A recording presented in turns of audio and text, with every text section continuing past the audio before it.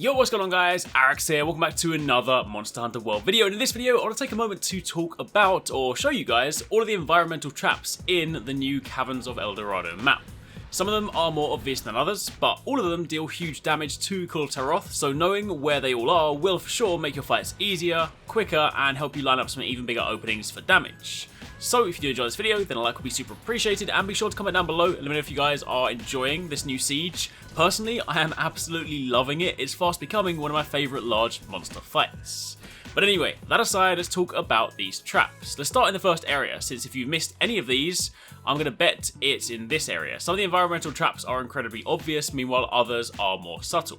In this first area, it's these archways here that you can fire slinger ammo or bullets at to drop a ton of boulders on Kulve Taroth's head. Obviously, don't do what I'm doing here and shoot them down when the monster is not around. That is a huge waste of damage, but this is just for illustration purposes. Now, these are pretty easy to miss, and you'd be forgiven for thinking they're simply part of the environment. However, when you know what to look for, they're actually a lot more obvious. For starters, any archway that can be knocked down, and there are a total of 4 in this first area, any of these will have these white crystals in them when you look up. Pretty easy to spot. Now you know what you're looking for, right? However, it gets better.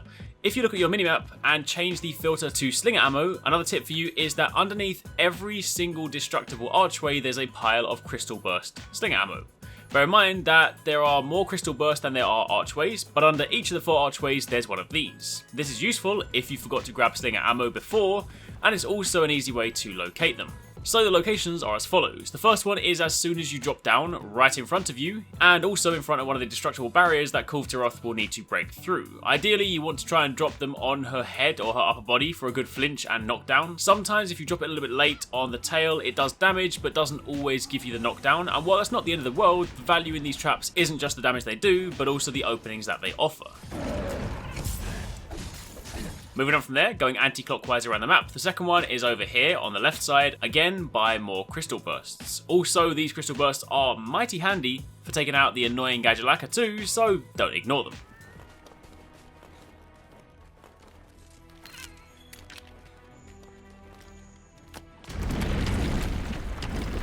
Number 3 is around the middle of the map, right here. Again, you can see the white crystals forming in the arch and the slinger ammo below. And then the fourth and final one is over here on the right hand side. Keep in mind, Kulve Taroth doesn't always take the same route around this first area, so try to be mindful of where she's going and get ahead of her if you can to take advantage of as many of these as possible.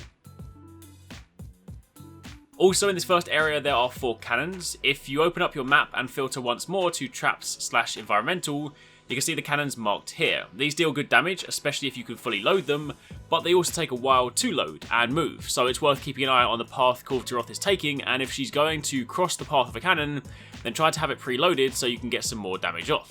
But either way, that's it for the first area. As for the second area, there aren't any environmental traps to drop on her head, but keep in mind that this wall here, this is a runnable surface, meaning any weapon that has a fancy move off the wall can and should take advantage of this. Plus it's a good way to mount, and since the mount attacks typically result in her going into the glowing gold state, where she basically becomes a giant weak spot, it's also incredibly important to try and land those when you can.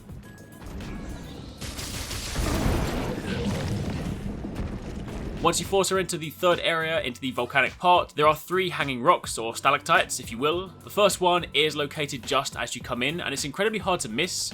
It's also above one of those erupting ground traps too, so if you can line it up correctly and drop the rock on her head so she falls into this when it's erupting, that is a double whammy. However, when you've dropped the first one, there are 2 more over in the far corner, in the more fiery area. Move to the other side of the room, and there are 2 hanging either side of yet another fiery erupting trap. So similar story, if you can drop these and she lands on the traps too, then it's even more damage. Also, if you want a better illustration, then looking at the map, the first one is encircled by yet more crystal burst slinger ammo, meanwhile the other 2 are over here by the slinger torches, so there's always ammo should you need to drop them down.